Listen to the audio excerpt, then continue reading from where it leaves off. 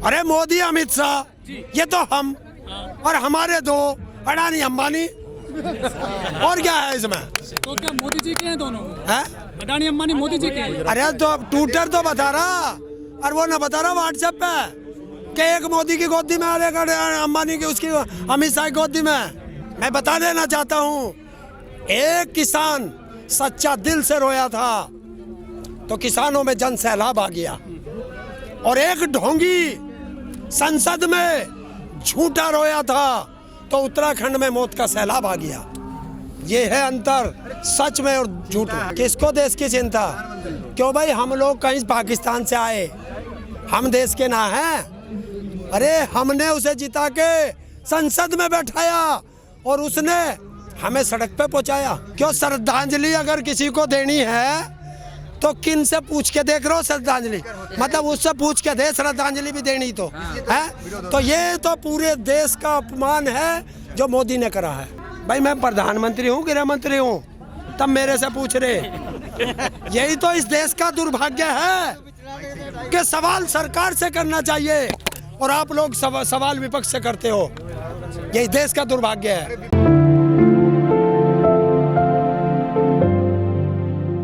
हरेंद्र जी 80 दिन होने जा रहे हैं किसान आंदोलन को। किसान कम होता जा रहा है गाजीपुर में। ये कम नहीं है, तुम्हें कम दिखाई दे जा जब थोड़े से ज्यादा हो जा, जब तुम परेशान हो जाओ इतना किसान आ गया इतना आ गया। अरे 2 दिन के नहीं चले गए होंगे इंगे तिंगे, आप देखिए अब बढ़ जाएंगे रात को सारे। जब गिद्दड़ के दिन ओले आवे ना वो गांव की तरफ को भगे। इसी सोशल मीडिया से ये देश के प्रधानमंत्री बने मोदी और उसी सोशल मीडिया पे बैन लगा रहे हैं। अच्छा, तो ये गिद्दड़ है ये गिद्दड़ है और अरे जिससे इनको फायदा हुआ अब उसी को एक जहन्नुम पहुंचा रहे हैं। तो ये सोशल मीडिया वो चीज है कि इसी से मोदी प्रधानमंत्री बने हैं। यही सोशल मीडिया एक दिन मोदी को जमीन में गाड़ देगी। तो क्या हो गया, फॉलोवर हैं कम नहीं होते, उससे ज्यादा पूरे भारत में एक वो थे राजीव गांधी, उससे ज्यादा सीट तो नहीं लाया कोई, वो भी चले गए थे, वो भी हारे थे। तो ये कोई अमर पट्टा लेके आया। सोशल मीडिया पे विदेशी कोई सेलिब्रिटी ट्वीट करते हैं जैसा रिहाना है या मियां खलीफा है, तो ये लोग कहते हैं कि इससे देश की बदनामी होती है। तो आपने ऐसा माहौल देश में पैदा क्यों करा कि विदेशियों को बोलना पड़ा? आपने अपने देश के किसानों की बात क्यों नहीं सुनी? अगर अपने देश के किसानों की बात सुनते तो किसी को बोलने की वो नहीं होती। और कौन जिसको तुम बैठ के इंटरव्यू दे रहे हो, जिसके तुम वहाँ बैठ करके इंटरव्यू दे रहे हो, वो तो विदेशी है। जो तुमसे पूछ रहा आम काट के खाओगे या चूस के, अक्षय कुमार हाँ विदेशी है। भारत की नागरिकता छोड़ दी। देश के बड़े कलाकार हैं, उनका सम्मान है। कैसे हमारे देश का है? जब हमारे देश की नागरिकता छोड़ दी तो हमारे देश के लिए तो गद्दार हो गया वो भी। सबसे ज्यादा टैक्स देने वाले एक्टर हैं कौन? अक्षय कुमार। टैक्स? तो टैक्स तो वो भी दे, वही जीबी रोड वाले। देशभक्त भी तो है वो। बाबा रामदेव है? बाबा रामदेव वो तो चोर है, वो कहाँ दे टैक्स? वो तो लाला रामदेव है। तो क्या करेंगे, पैसा कमा के देश के लिए कमा रहे हैं। कहाँ कमा रहा? एक कपड़े में रहते नंगे रहते हैं, है? एक कपड़े में रहते हैं बाबा रामदेव। नंगे तो भिखारी भी रहे। कौन सी सेवा में लगाया? चैरिटी देते हैं। किसे दिया चैरिटी? किसे दिया चैरिटी बताओ ना। कहाँ करी चैरिटी? क्या करा भारत सरकार को? बताए कोरोना में कितना रुपया दिया? अरे दवाई ले आए। बताओ लाला राम ने। वो देश को जो है योग दे रहे हैं। है? योग क्यों उससे पहले नहीं था? अरे ऋषि मुनियों की टाइम से हमारे यहाँ योग है। इन्हें क्या नया दे दिया? हाँ इसने दे दिया, एक नया जुमला दे दिया देश को, एक नया तरीका बता दिया कि आंदोलन से सलवार पैर के कैसे भागा जाता है, वो सया रास्ता दिखा दिया। नहीं वो तो संसद में भी रोते हैं जुमलेबाज। तो मोदी जी ने कहा है कि एमएसपी थी, है और रहेगी। ये तो हमने भी कहा है। हम कह रहे इसे गारंटी का कानून बना दे। क्यों नहीं बना? तो क्या कह दिया संसद में? और हम भी तो कह रहे है, हम कद कह रहे ना है। तो आपको विश्वास नहीं है मोदी साहब की बातों? क्या विश्वास करें? बता क्या विश्वास करें?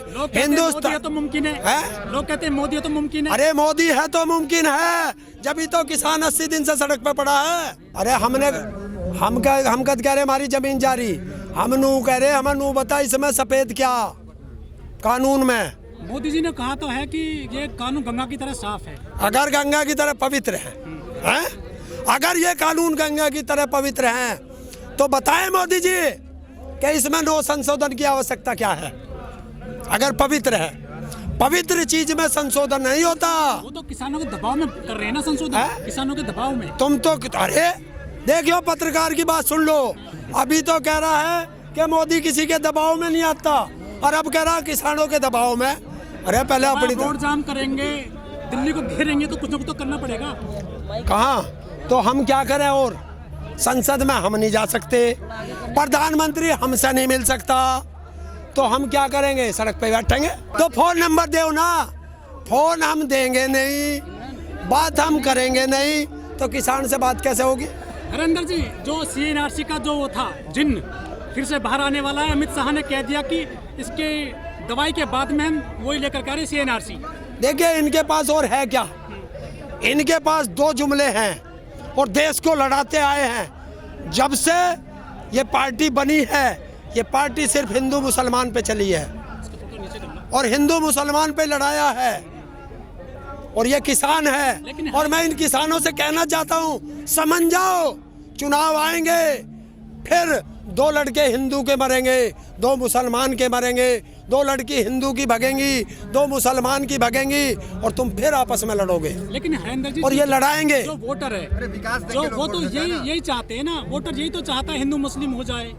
अब चाहेगा तो मेरे तो अकेले के बस की है नहीं, मैं तो लोगों को जगा सकता हूँ, जगा रहा हूँ कि जाग जाओ, वरना ये ऐसे ही लड़ाएंगे आपको और राज करेंगे।